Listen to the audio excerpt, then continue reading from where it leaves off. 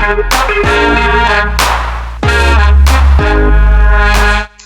everyone, welcome back to another episode of Live Laugh Loans. This is Myra Talley. And I'm Shelly Panzarella.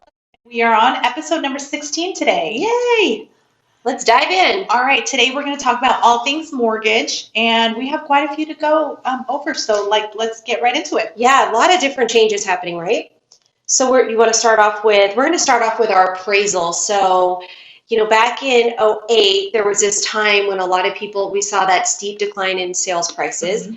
And although we're not seeing, I don't want this to be misconstrued as like the housing is going down, but there are pockets of Las Vegas right now off of appraisals that are marking that area may be in a declining market, meaning that declining from a 12-month time frame.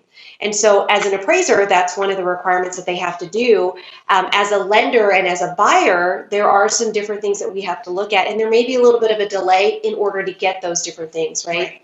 So one of those is what we call CVA, which is basically like a second review on the appraisal. We have to verify that there's 2 comps that were sold in the last 60 days, and that's usually where we see some of the delays, is that we actually have to go out and find comps in the last 60 days that would support that income or that would support that value. If there's no homes that have actually been sold, or the homes that were sold more than 60 days ago, which, this is a slower period of time, that would be where we'd see a little bit of delay on that. So the only thing I would say to address there is just to be mindful of that as you go into your appraisal contingencies and the areas. Just be, if your lender comes out and says, hey, this one's marked as declining, just know that it might need additional time. Yeah, because your appraisal can still come back at value. Yeah. But if it's flagged declining market, that's when we have to get those additional documents. Correct. Or items for that. Yeah, and that's going to be dependent upon what loan type, down payment, all that stuff. So you definitely want to make sure that you're working with your lender. But we wanted to throw that out there just so you know that it is out there, because we are seeing it and hearing it also from the industry. Yeah. The other thing I think, which is good news, is we reported a few episodes ago that they were doing some adjustments to Fannie and Freddie, which is our conventional pricing, which is going to affect our interest rates. And so the change is going to be a reduction. So one of those was if the debt to income ratio was over 40%, we would have an adjuster on there, which could affect interest rate by about 1/8. Or a cost of about 0.375. Correct. And most people today, so your debt to income ratio is the amount of money you make versus how much you're proposed to be spending, like minus your debts. So most of the time, the bank will allow us to use up to 50% of your income to qualify for a home. And most people push that 50%. Yeah. So when they're saying, hey, if you're going to qualify and your debt to income ratio is going to be over 40% of your income, we're going to add a fee to your interest rate. So instead of you getting, a 7.0, you might be getting like a 7.125 or something like that. Doesn't sound big, but it's still, that was going to affect a lot of people going over that 40%. So now they've decided to just postpone that for now. So that's great news. Yeah. So it'll help you as far as the pricing, and then maybe a qualifying amount too. And I think that was one of the big reasons why they put a pause on that, is there was a lot of concern around, hey, that's going to be that's a huge amount of home buyers today. Yeah. Very rarely do you see somebody's debt to income ratio under that 40%. Yeah. Most people, especially with where rates are and where the prices are, they're maximizing every penny to qualify for. So that's good news. One other thing that's on the horizon I know we're starting to see some cash out refinances. So know that if you're looking to do a cash out refinance, in the past, you would only have to be on record or own the home for the last 6 months. They've now extended that time frame to you have to own the home for a minimum of 12 months. Correct. So for those people who are out purchasing less than 12 months ago, we have to wait until you've seasoned your mortgage 12 months in order for us to look at doing a cash out refinance. Yeah.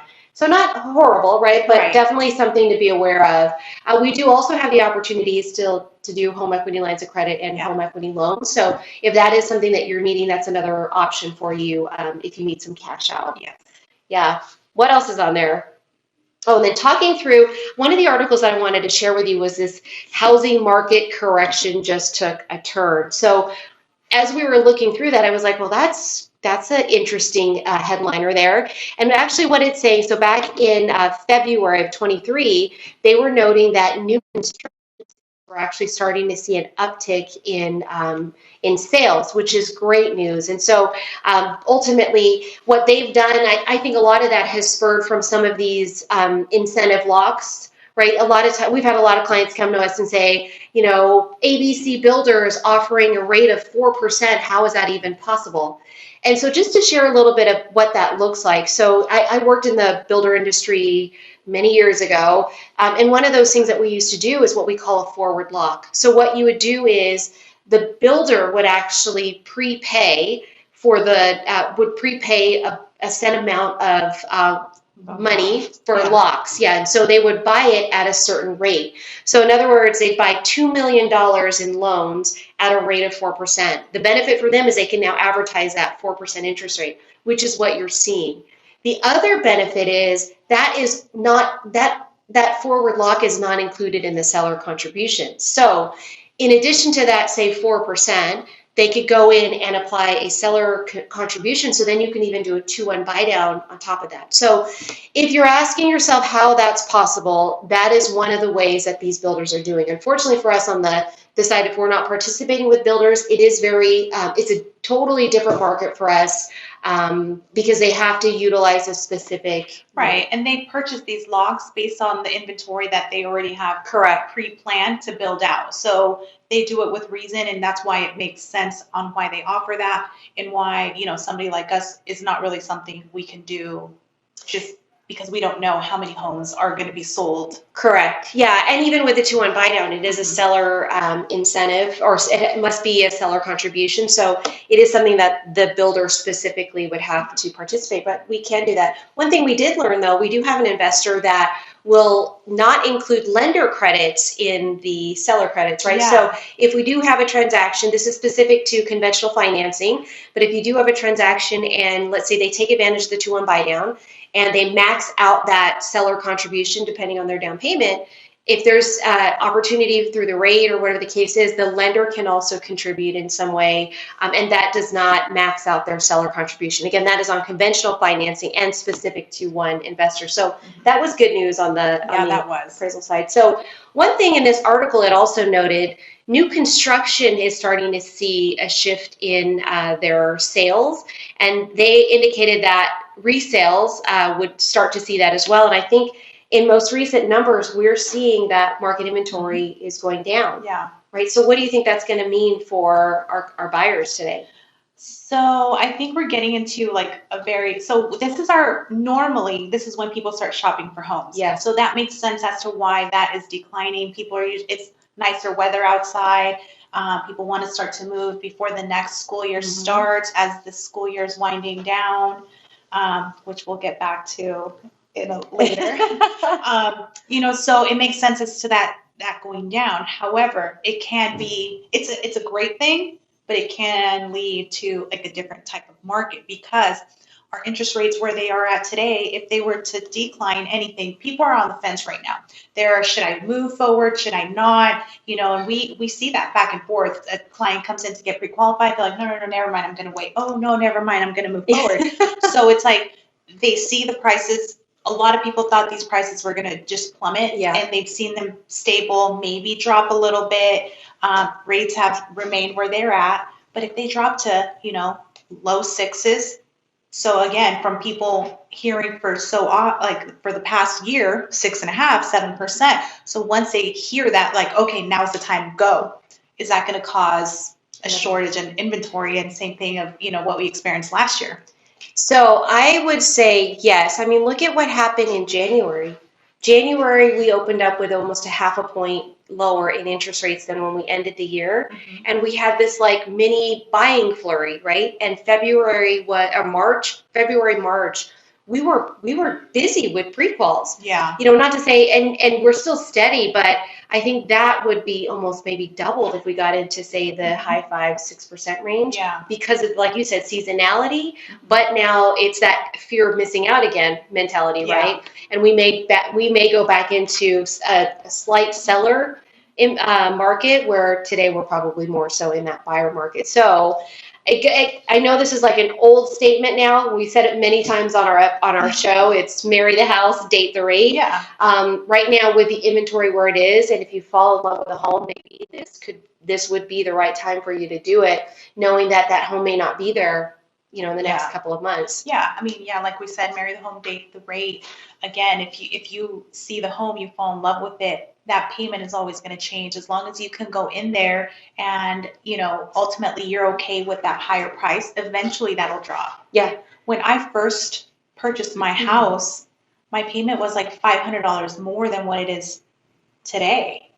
So once rates drop, I refinanced, I took advantage of it, and I married my house. Yeah. Well, and I think, speaking to that, I mean, if you remember, like when you made that commitment to buy that home, because it was a large jump for you in payment, right? It was a bigger payment for you. And aren't you like close to what your original rent was when you first were renting? Yeah.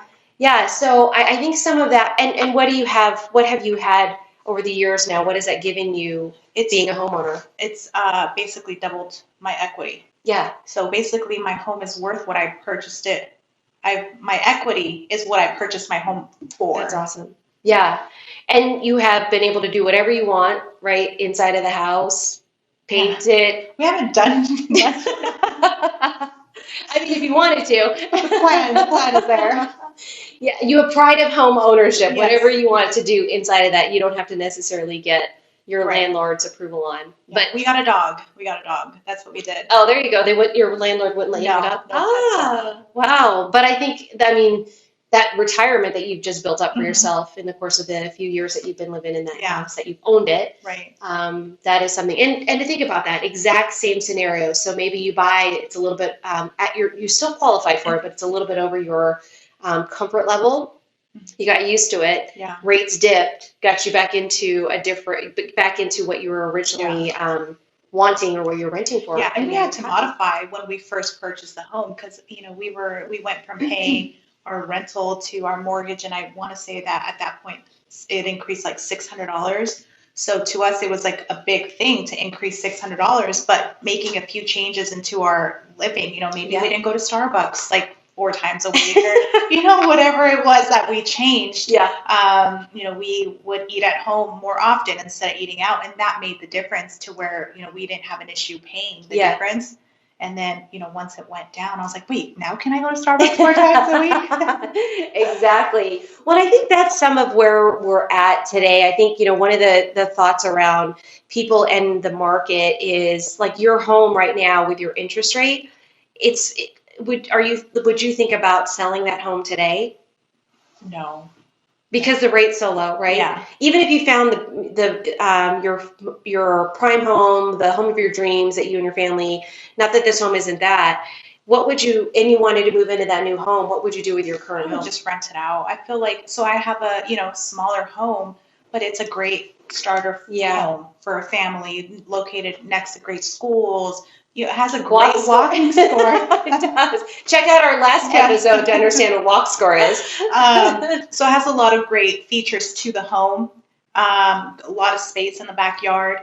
So I think it'd be a great rental. And then eventually down the road, again, that could be a retirement, that can be payment for college for my 2 kids. Yes. There's so many things that can come of that. I can sell it at that point and maybe invest wherever my kids are going to go to school, and maybe, do house hacking there. Yeah. I mean, and I think that's the thing. There's endless opportunities and that's one way that you build wealth, and you don't even really realize it because you're technically paying a mortgage, right? Yeah. You're technically paying for your rent, so to speak. And so that was kind of the thing I also wanted to share, was that house hack, because I'm hearing a lot from our agents that, sellers are not going to move out. And so how do we, what does that look like? And I actually had a client that came into a buyer consult, and he's like, I just want a house hack. And I'm like, okay, let's do it. Like, what does that house hack mean to you? What you just explained is exactly that. And I think that is something that people don't think about. I think it's in their mindset of like buy, sell, buy, sell, buy, sell, buy, sell. But you will build wealth, or you'll have wealth when you buy, for sure. But then when you take the opportunity to move into another home and you make that a rental, you'll have an opportunity to build generational wealth, additional wealth, whatever it may be. This gentleman was going to buy a home and rent his other two units out, like his other 2 bedrooms out, because he's a single guy. And that's a way to house hack also, right? And it's okay to do based off of financing, because he will occupy that property. So he's specifically looking for a 3-bedroom. He was like, well, can I just sleep on the couch? I'm like, listen, you just have to occupy the property. But he's going to occupy 1 room and then rent out the other 2 rooms. And technically those other 2 rooms could almost pay for the mortgage. Yeah. So that's one way to help. And that would be awesome for college. You know, you get your child a home there. They rent out the rooms. The rental on those 2 rooms pay for their portion and the mortgage. You know. Yeah, and that's something even we're thinking about with for Sydney. So, but one thing that I would love to say this was intentional, but it totally happened by fluke. But you know, our home that we lived in for 18 years. Sydney was raised in that home. That home is nearly paid off. We're going to rent it. The amount of rent is going to offset any college expenses that she has. But if we were to ever sell that home and she took on any student debt or whatever the case is, she could always just use that equity to pay off that student debt. So things like that, when you think about what you can do with your home and the equity and having home ownership versus renting, you would have had that. We would have had that opportunity had we been renting all of this time. So so if you're interested in house hacking, whatever that may mean to you, make sure you reach out to us. Speaking of house and I guess hacking in some sense, we do have a new resident in Las Vegas who is my favorite actor in the whole entire world. Well, maybe he's like number 2. But Mr. Mark Wahlberg, if you're listening, thank you so much for coming into Las Vegas and welcome. Yes, welcome to our city. Yes, but he has relocated from California. He sold his home in California and bought here in Las Vegas at the Summit. I think it was like $54 million, was it? He sold his $87.5 million mansion in LA to purchase a $55 million home here in Las Vegas. Actually, it's just the lot. Wow. Oh no, it's $55 million. Yes. So welcome, Mark Wahlberg. We actually, in Australia, we went to Wahlberg Burgers. Oh, you did? I guess that's the original place. Oh, started, and maybe it started in Boston, but he brought it out there to Australia. Yeah, we were in Surfers Paradise, and of course, had to go visit. Have you been to Wahlberg's Burgers? I haven't. Have you here? Or no. There. That's why I was like, wow. When in Vegas. Just kidding. When in Australia. Now we have 2, right? I don't know if the second location is open, but I know they just announced their second location. Where? Because they have the one. Is it near the Bally's? It is. What is it called now? I don't know. It is by the Bally's, though. No, but Bally's name changed. How do I not know this? Well, anyways, that's the original location here in Vegas, and now they're opening another one at Mandalay Bay. Oh, really? Yeah. So MGM. Well, now we're going to go. Oh, it's the Horseshoe is what Bally's is called. Interesting. Yeah, I actually just went there this past weekend. Does it look different? Yes. I mean, it's still, you walk into a casino, it looks like a casino. But the front area had all the, like, there's a little, like, almost market area in the front with the restaurants. That's where Wahlburgers is out front. Yes, so I didn't go that side of the Horseshoe, but I went into, like, the actual casino area near, like, the front desk, and, like, the casino looks completely different. Wow. Yeah, but that little, where the restaurant is at, it's a cute little, like, there's a ton of shops. Yeah. So he's going to be out of Mandalay Bay. Well, speaking of up-and-coming things that are happening in Las Vegas, we've got the Sphere, right? That's coming out. When is that coming? Opening September. I thought it was September 23rd. Of this year. Is that September? Yeah, September of this year. No specific date. Yeah. So a lot of the people who, because I have a client who is working on that project, and I know that they are in, like, major overtime right now. Oh, wow. Like our previous episode, working extra hours. There you go, yeah. Well, we're number 1 for work-related health issues, or work-related, Work-related stress. Yeah, check out our last episode on that. That's exciting. Yeah, and have you seen, they've actually been testing, like turning on the lights and stuff. No. Yeah, so they had it pink the other day. Oh. And like the top was like glowy. It's really cool. And you look at the skyline now, and then you see like just like a big old sphere. So it's gonna completely change.